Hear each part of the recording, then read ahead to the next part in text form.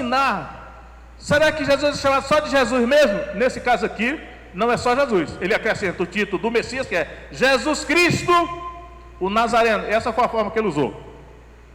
E aí eu vou examinar outros textos aqui, irmãos, para mostrar como não é uma coisa única, né? Principalmente no livro de Atos. Vamos ver aqui ainda outra. Atos 9:34.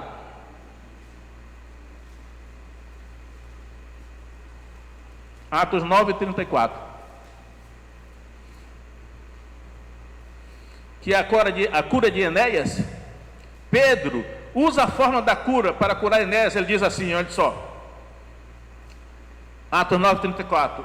Disse-lhe Pedro, Enéas, Jesus Cristo te dá saúde, levanta-te, faz a tua cama, e logo se levantou. Então, ele não falou só, Enéas, Jesus te dá saúde, ele falou, Jesus Cristo.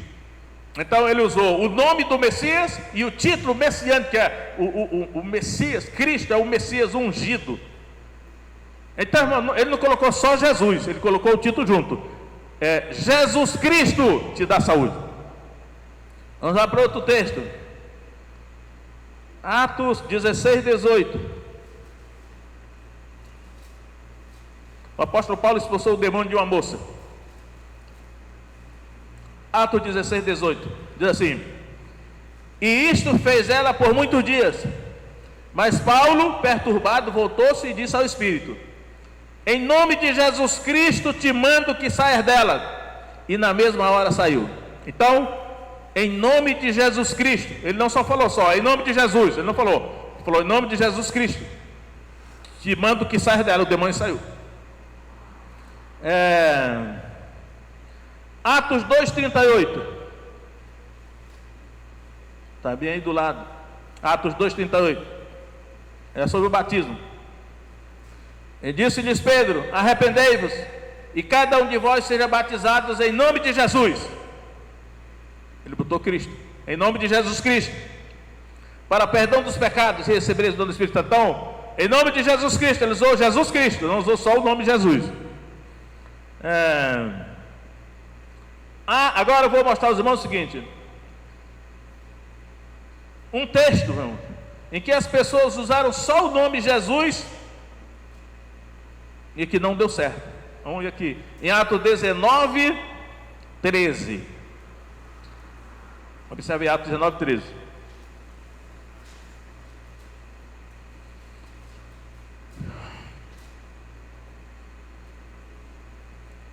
Atos 19:13 diz assim: e alguns dos exorcistas judeus ambulantes tentavam invocar o nome do Senhor Jesus. Aqui é Lucas que está falando, a autoridade canônica, o Espírito Santo por meio dele falando. O nome do Senhor Jesus, olha a fórmula aqui. Agora, o nome não está sozinho, Jesus, está o Senhor Jesus. Geralmente são os dois, né? Sobre os que tinham espíritos malignos, dizendo: olha o que esses homens disseram, olha só. Esconjuro-vos por Jesus a quem Paulo prega. Perceberam aqui? Ele usou só o nome Jesus. Esconjuro-vos por Jesus a quem Paulo prega. Olha o que aconteceu aí. E os que faziam isto eram 7 filhos de Seva, judeu, principal dos sacerdotes. Respondendo, porém, o espírito maligno disse: conheço a Jesus, e bem sei quem é Paulo, mas vós quem sois?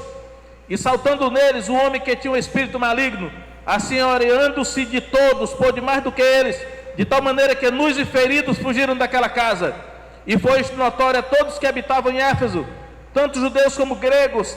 Assim caiu o temor sobre todos eles, e o nome do Senhor Jesus, Lucas falando agora com a autoridade canônica, o Senhor Jesus era engrandecido. Então, irmãos, não digo que esteja errado, mas quero que os irmãos vejam. Nós nos acostumamos a dizer só no nome de Jesus. Mas eu digo, eu estou sempre pesquisando na Escritura para saber se a minha prática está de acordo com o que está escrito. E aí, de vez em quando, eu descubro que eu estou errado, porque a Escritura diz, e eu tenho que me corrigir e repassar para os irmãos a correção. Agora, irmãos, agora eu estou com um relógio diferente, que estou com dificuldade de saber realmente. Não, acho que ainda está em término. Vamos examinar as cartas que Paulo escreveu, irmãos. Vamos ver como foi que ele falou o nome de Jesus. Vamos ver. Romanos capítulo 1. Começa assim, verso 1. Paulo, servo de Jesus Cristo. Jesus Cristo, não botou só Jesus. Servo de Jesus Cristo, chamado para apóstolo, separado pelo Evangelho de Deus. 1 Coríntios capítulo 1. Começa assim. Paulo, chamado apóstolo de Jesus Cristo.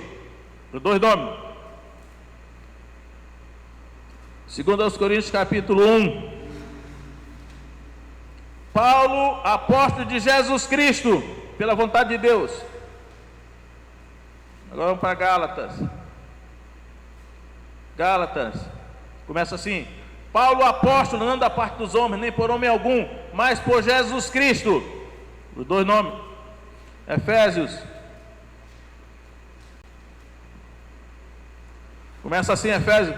Paulo, apóstolo de Jesus Cristo. Os dois nomes. Filipenses começa assim. Paulo e Timóteo, servo de Jesus Cristo. Colossenses começa assim. Paulo, apóstolo de Jesus Cristo, pela vontade de Deus. 1 Tessalonicenses começa assim. Paulo, Silvano e Timóteo, a igreja dos Tessalonicenses, em Deus o Pai e no Senhor Jesus Cristo. Agora botou para os três nomes. 2 Tessalonicenses. Paulo, Silvano e Timóteo, a igreja dos Tessalonicenses, em Deus nosso Pai e no Senhor Jesus Cristo. 1 Timóteo, começa assim. Paulo, apóstolo de Jesus Cristo, segundo o mandado de Deus, nosso Salvador. Jesus Cristo. 2 Timóteo. Paulo, apóstolo de Jesus Cristo. Tito, começa assim. Paulo, servo de Deus e apóstolo de Jesus Cristo. Filemão, Paulo, prisioneiro de Jesus Cristo. Hebreus não tem autoria, mas Tiago tem. Tiago, começa assim. Tiago, servo de Deus e do Senhor Jesus Cristo. Primeira carta de Pedro. Pedro, apóstolo de Jesus Cristo. Segunda carta do apóstolo Pedro, começa assim. Simão Pedro, servo e apóstolo de Jesus Cristo. Eu vou parar por aí. Irmãos, eu sei que isso aqui, eu olhando para aquele velho pastor hoje, um homem muito bem sucedido, líder de uma imensa denominação, tanto do Brasil como fora do Brasil, e ele falando só assim, em nome de Jesus. Porque nos acostumamos, eu também me acostumei. E aí provavelmente os irmãos ainda vão me ver muitas vezes dizendo só em nome de Jesus, porque já me acostumei a vida toda falando isso. Mas eu vou lutar para eu não colocar só no nome de Jesus, mas em nome do Senhor Jesus Cristo, em nome de Jesus Cristo. Porque tantas evidências aqui, embora não exclusivas, a gente fica com a pulga atrás da orelha, né? Tem algo aí. E aí, irmãos, para não dizer que eu estou sendo desonesto, eu vou mostrar aos irmãos duas curas, uma por Pedro e outra por Paulo, que foi realizada sem que eles usassem o nome de Jesus. Atos 9, verso 40, quando Pedro ressuscita Tabita, a gazela de Tabita, ou Dorcas, a gazela de Jope. Atos 9, 40.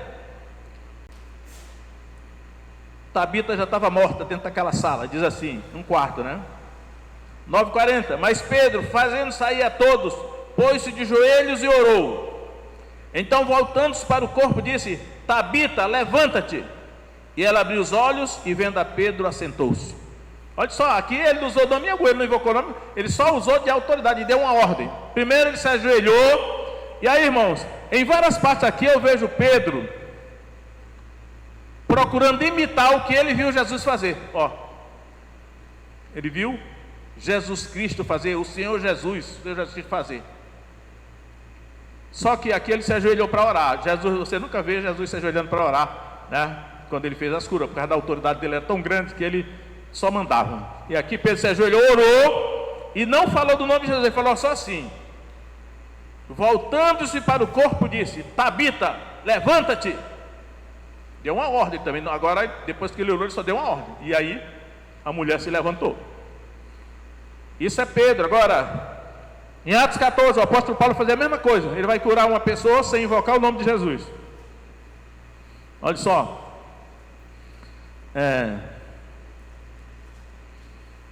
Atos 14, 8.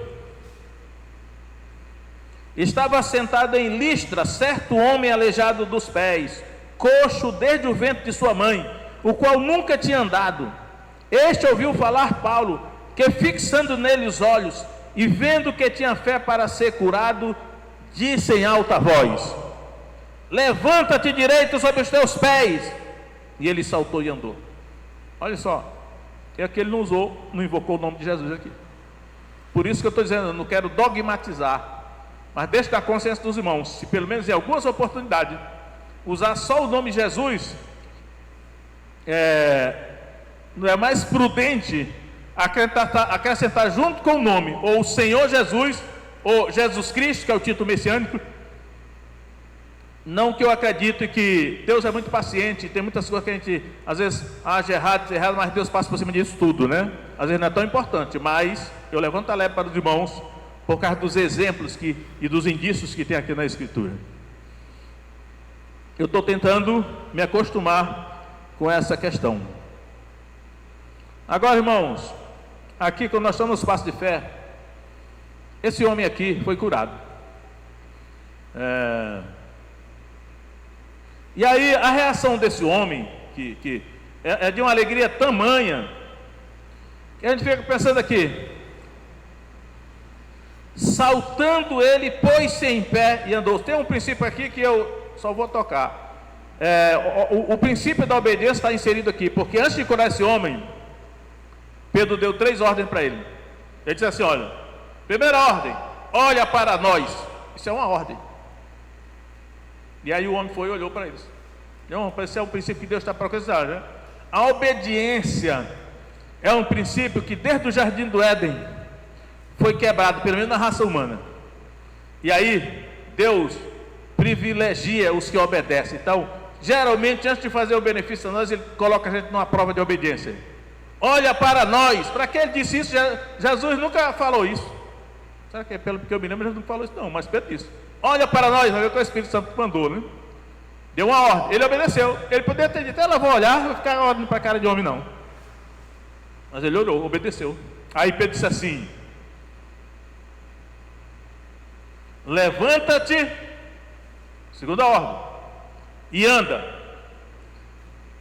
Parece que dessa do levanta aqui, o homem ainda titubeou. Aí verso 7, tomando pela mão direita, o levantou. Pedro ajudou ainda. E logo os seus pés e tornozelos se firmaram. E saltando ele, pôs-se em pé. Parece que o homem ficou tão empolgado que ele ficou em pé de um salto. E ele nunca tinha andado na vida, era coxo de nascença. Entrou com ele no templo, andando, saltando e louvando a Deus. E todo o povo viu andar e louvar a Deus. Irmãos, essa reação deste homem só me faz pensar que ele foi salvo. Eu quero comparar isso com Atos 8, 39, que veja que o eunuco foi salvo e ele ficou tão cheio de alegria quanto aquele homem que foi curado. Atos 8, 39.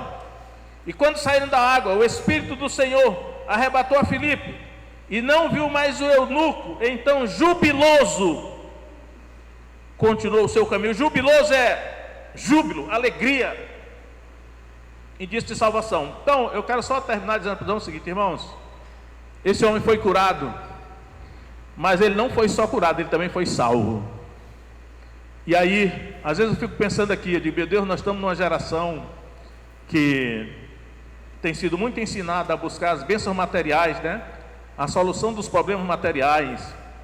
Mas ontem, os irmãos que acessaram o grupo da igreja viram lá que eu vi o depoimento de um médico evangélico, e eu percebi que aquele médico é uma pessoa realmente de fé, muito comprometido realmente com Deus, e ele contando lá as experiências dele no centro cirúrgico, Um homem que ele operou, e o homem morreu, e ele disse que o tempo para recuperar o homem era de meia hora, que já é um que eles chamam protocolo dos médicos, né? Ele tem meia hora para ressuscitar o homem. Depois de meia hora o homem não ressuscitou, não retornou. Aí ele estava tão preocupado que ele tinha prometido para a família do homem que o homem no dia seguinte receberia alta. Então ele ainda prolongou mais 15 minutos ainda, vamos continuar mais 15 minutos. Mesmo assim o homem não retornou, o homem morreu mesmo. E ele disse que de repente todo mundo saiu do centro cirúrgico ali daquela sala, até houve uma queda na energia elétrica, ficou uma penumbra, e de repente ele começou a ver o homem se contorcer. E ele disse que de repente ele viu vultos negros, escuros, como quem veio buscar a alma daquele homem, né? E procurando levar a alma daquele homem, o homem se contorcendo, como quem estava resistindo, que não queria ir, mas aqueles seres, né, que está vendo só a silhueta escuras, levando a alma daquele homem. E aí, meu irmão, ele disse assim: eu não sei como é que médico não crê em Deus, porque médico vê tantas evidências da manifestação do mundo espiritual, né, que deveriam crer. E quando ele estava falando isso, eu me lembrei da história do rico e de Lázaro, porque lá na história do rico e Lázaro, capítulo 16 de Lucas, diz que quando Lázaro morreu, ele foi levado pelos anjos para o seio de Abraão. Só que Deus não disse o que aconteceu com o rico, porque diz assim: morrendo o rico foi sepultado, mas Deus não disse. Mas eu creio que é o que dá a entender, eu creio que é o que aconteceu ali. Deus oculta determinadas coisas para não amedrontar o ser humano, mas eu acredito que quando aquele rico morreu, os demônios vieram para buscar a alma daquele homem, e na sequência só aparece a alma do homem lá no Hades, atormentado naquela chama. Mas eu comecei a pensar em nós aqui, eu digo: meu Deus, a gente às vezes leva tão assim, não tão a sério, né, a nossa vida cristã, o nosso relacionamento com Deus, mas na hora da morte, meu irmão, quem é que vem te buscar? Vai ser os anjos, como vieram buscar Lázaro, para levar para um local de felicidade, o seio de Abraão, que é chamado lá, eu acho que é o jardim do Éden, é o paraíso. Ou quem vem te buscar, irmãos, é um grupo de demônios que vão arrastar a tua alma para o Hades, lá é o Hades, né? A tradução inferno aí pode ser questionada, mas é para o Hades, é um local de tormento. E aí nessa hora eu acredito que Deus permite que os nossos olhos sejam abertos, e nós começamos a ver o mundo espiritual que nos cerca. Eu digo: rapaz, a gente precisa se preocupar com a nossa salvação. Nós temos que ter convicção que quando nós estivermos morrendo, o que virá nos buscar é um grupo de anjos e não de demônios, para levar a nossa alma para o paraíso, e não para o local de tormento, para o Hades, como está lá em Lucas capítulo 16. Então nesse caso aqui, eu me alegrei, porque esse coxo foi curado do problema físico, do corpo, mas a alegria dele foi tamanha, que eu acredito que ele também foi salvo, né? Porque eu creio em Jesus. Jesus, eu já estou tão íntimo de Jesus que eu tenho dificuldade de não chamar, se não for só Jesus, mas Jesus Cristo, o Senhor Jesus, ou o Senhor Jesus Cristo. Então digo aos irmãos: vamos nos cuidar, porque nós não sabemos quando é que a gente vai partir dessa para outra, né? Nós estamos numa situação hoje no mundo que tanto pode morrer velho como novo, a gente sabe que quando alguém morre, né? E nós temos que estar preparados. Eu nunca esqueço que quando meu pai morreu, eu estava do lado dele, 5 horas da manhã. Ele tinha passado a noite suspirando só. Aí quando foi 5 horas da manhã, eu estava do lado dele, fez assim, parou de respirar. Eu olhei para o rosto dele, um sorriso se estampou no rosto dele. Eu acho que naquela hora ele viu os anjos que vieram para buscá-lo. E nós, irmãos, na hora que nós dermos o último suspiro, quem virá nos buscar? Porque não vai dar mais tempo, né? Imagina o desespero daquele homem, vendo aqueles demônios arrastando a alma dele para o inferno ou para o Hades. Só que não tinha mais jeito, porque não dava mais tempo. Então a gente tem que se preparar hoje. Mas, como nós estamos nos passos de fé, vamos orar para que, assim como esse coxo foi curado e foi salvo, né? Deus venha também abençoar cada um dos irmãos que está nos passos de fé, buscando a bênção de Deus, a solução dos seus problemas, Tipo assim, você veio buscar lã e saiu tosquiado, porque você veio buscar a solução de um problema material, um problema secular, um problema físico, mas Deus sabe que você precisa também ser salvo. E além da bênção da bênção física, material, Deus vai te dar também a bênção espiritual da salvação, que é o mais importante. Então fique em pé, irmãos.